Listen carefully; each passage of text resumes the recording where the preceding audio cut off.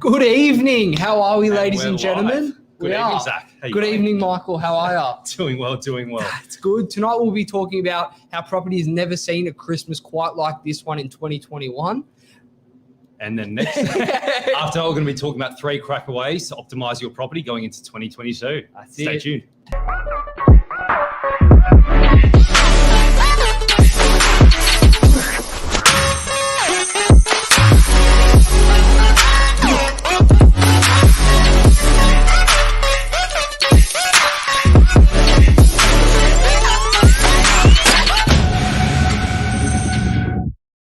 And we're back. Oh, what a crazy year. Honestly, we're just at the tail end of it now, and I swear yesterday was February.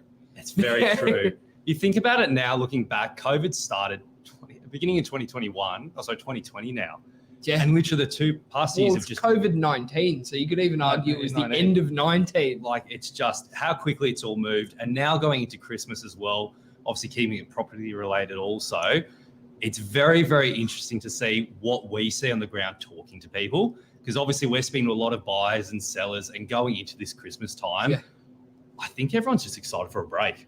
Honestly, everyone, what we've been saying in the office is everyone's a bit pro-life at the moment. They're all like, well, today, even the sun's shining, let's get out and enjoy it. It's true, because when you think about it, this year has been, in my opinion, very patchy for a lot of people. I feel like it's been a year of extremes. You've either had people that have been busy beyond belief with their work and have had absolutely no time for anything and can't wait to take a break, or you've had people that have been out of work because of the lockdowns, not being able to work, and gone, well, this has been a really, really tough year. I'm just excited to actually look forward to something positive to enjoy as well. So, well, that's it. It was 6 months of a hard lockdown here in New South Wales or something like that by the end of it. It's just, and it's been interesting as well, because during that whole time, the property market has just been absolutely red hot this year.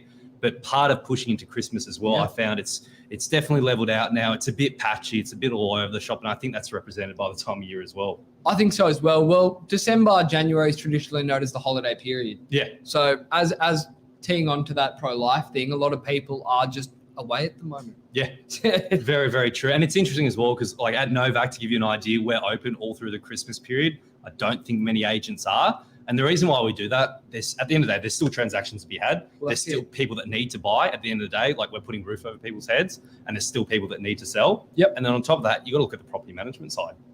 Well, that's crazy. Like, even especially now, being what happened yesterday alone throughout DY, Cromer, our local suburbs, we had a mini cyclone, I think people are calling it. Yeah. And just to be open today and to help people facilitate all the damage that caused, even just it being 3 minutes. That's true, actually. Like, the principal Mark today, he was saying there was a couple of people coming in, obviously renting through other agents as well, and some of them are closed at the moment, and literally coming going, and we're taking them out, finding them accommodation as well. So it's just been very, very interesting. I think yesterday sort of teed it all off to just be like, this has been a crazy year. Let's just enjoy and look forward to the positive.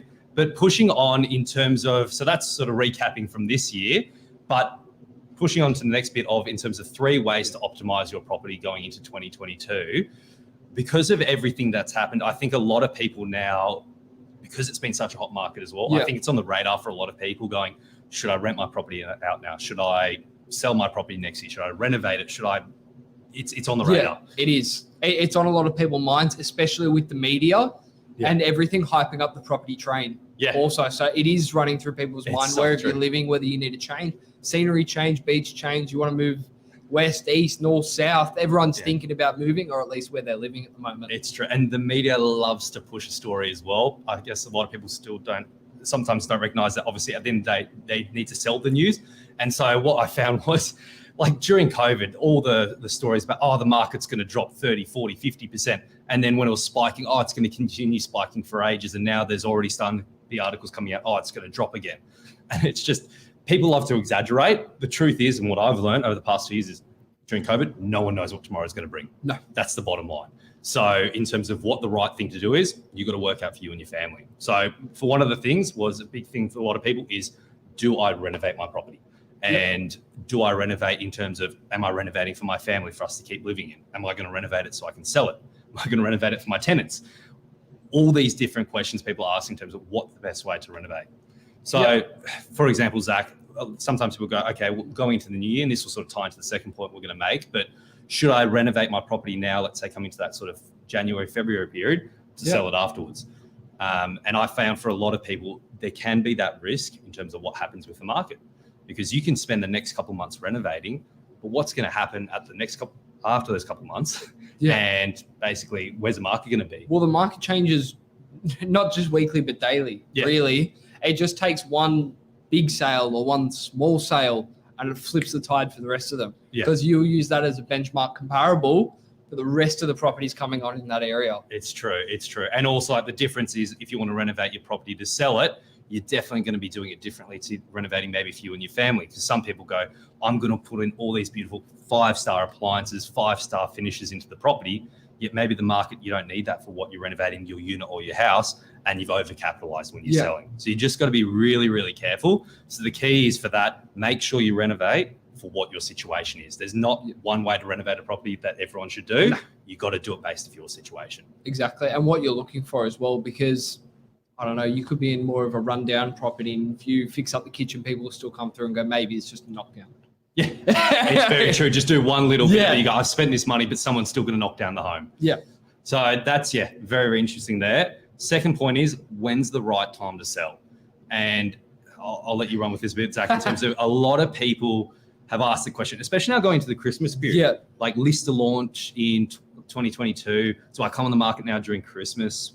What are your thoughts about all that? The fact of the matter and the chatter around the business is a lot of people are looking to launch their properties late Jan, early Feb. And a piece of advice that pretty much has run through both of us for our entire times as real estate is you're much better off selling in isolation than in competition. That's a good one. So I know it's a good one. Isolation. It rolls off the tongue, that one. In isolation, not in competition. But it makes sense. It does. So at the moment, we're actually sitting at 385 properties across the whole of the Northern Beaches. To give you guys a ballpark, 2 weeks ago, we're sitting at 650. Wow. And what's 650? Is that high? Is that low? What's the gauges? 650. It depends what you're comparing against. At the start of COVID, just before we jumped into the 2019 drop, I guess you could have called it, at the very start of 2019, we were sitting at 850. So we're below that initial drop already. 2017, I believe it was, early 2018, when the market was flooded. We had just over 1,000 properties on the market. Okay, so we still, a gauge. So we're still about really half. Low. Really, really low. But last year at Christmas, just before we hit the massive boom in houses and apartments, we're sitting at 350. So we're up from that. Because my suggestion, and this is both actually, funnily enough, normally something that's good for a seller is not good for a buyer, or vice versa. But I still think now the market has been so red hot the past 6 months. Now's a great time to actually start looking at it. There's still properties available for sale on the market as a buyer.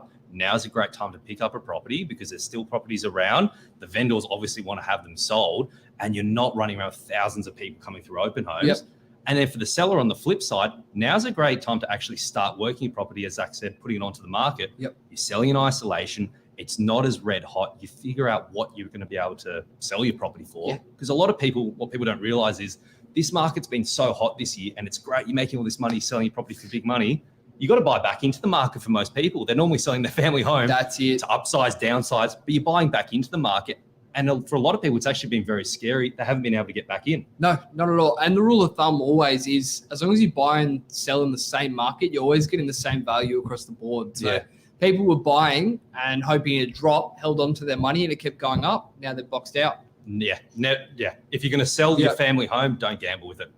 Transact in the same market. Sell, buy, sell. As long as you do them around the same time, you're going to insulate yourself from those shocks. But I genuinely think January is a great time for a lot of people buying and selling. Early Jan. Correct. I think it's always traditionally after Australia Day. That's when all the properties hit the market. That's when all the real estate agents come back from their holidays. So that's when they all launch. That's it. So if you're out there looking to sell for a big price in isolation, or you're looking to buy and pick up a property that was sitting on over Christmas, early Jan, perfect golden window. Yeah, very true. And the last point we're going to go through today is renting out your property. So for a lot of people as well, for our landlords out there, if you have one property, 10 properties, it doesn't matter. What is the best way to, maximize your rental? And there's always the age old, you've got to have a good tenant. It's worth more than extra $10 a week. You want to put a quality tenant in there. But it's been really interesting, the rental market, because you watch the sales market and it's been like a roller coaster ride over, let's say, the past 5 years. The rental market's pretty much stagnant when it comes to prices. Yeah. If the sales market's like a roller coaster, like a hardcore extreme one at Disney World. Yeah. The rental market's a bit like the kiddie area. It's a bit more flat. Is that like one of those rides that just like the teacup yeah, ride? it's just slowly. It's like this. Yeah. It's like bobs. It's very true though, because it's so crazy where the market has gone up so much in price, yet yields have dropped through the floor because the rental prices haven't changed drastically. Yes, they've gone up slightly over certain periods, have gone down slightly, but overall they have not adjusted a whole lot. And personally, I think that rents are going to start to take a bit of an increase over 2022. I think so as well, with a lot more people getting boxed out of buying, with interest rates being rumored to go back on the rise. People still need places to live. In select environments because of workplaces, because of family, because of whichever reasoning you have to already be looking in that area. And I believe that'll drive rents back up. Yeah, I agree. And I don't think it's going to be like the sales market where it's just going to fly through the roof, but there is going to be, I think, that steady increase with it, where it will start to move up. And it's funny, they play catch up on each other, the sales and the rentals market. They almost, one moves, so it forces the other one to move as well. But yeah, so if you're a landlord looking to rent out your property, I think over 2022, there's going to be those rent increases. So definitely when your property does become vacant, let's say there's a tenant moving out, have a chat with your property manager, work out if there's small things you can do to touch it up, put it back on the market and see if you can maximize that rental return. 100%. And this is a Christmas I don't think we'll ever see again. No. And this is a Christmas market we haven't seen before. It's very true. So look, guys, have a Merry Christmas, everyone. I think, everyone put your feet up, enjoy this time of year. Yep. And we'll be very excited to obviously join you all. Is this going to be the last one for the year, actually? No. There's going to be one more.